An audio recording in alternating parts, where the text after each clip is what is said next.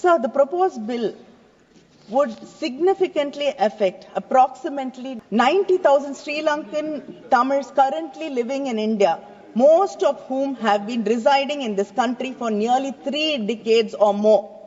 As of March, 19,949 families are living in 103 rehabilitation camps spread across 29 districts of Tamil Nadu.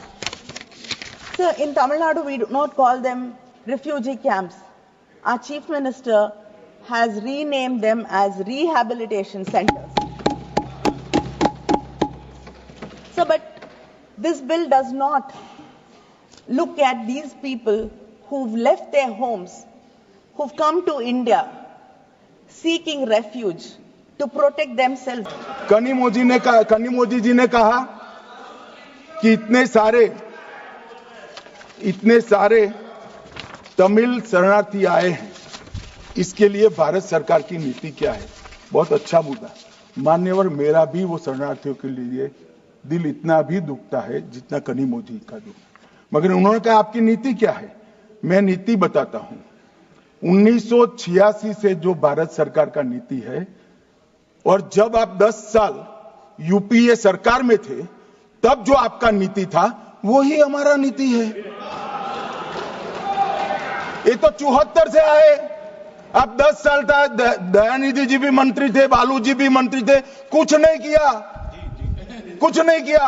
और हमें सवाल कर रहे हैं कि आपने क्या किया। भला आपने कर दिया होता तो हमारे लिए तो बारी ही नहीं आती। मान्यवर, तमिल शरणार्थियों की नीति में हमने फुल स्टॉप कॉमा का बदलाव नहीं किया है।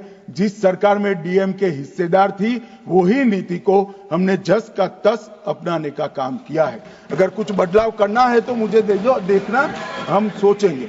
मान्यवर, मुझे अब तक एडीएमके के सारे एमपी 4 बार मिले अलग अलग समस्या पर, एक में भी तमिल शरणार्थी का जिक्र नहीं है। और कहते हैं डू समथिंग। भाई आप तो कहते हैं, हमने तो आपकी नीति पर चले, हम माने ये सच्ची होगी। अभी भी आप दीजिए, हम सोचेंगे इस पर। मगर आपने रॉन्ग किया है, एक्सेप्ट करते हो ना। आपने रॉन्ग किया वो तो स्वीकार कर लिया, चलो अच्छी बात है।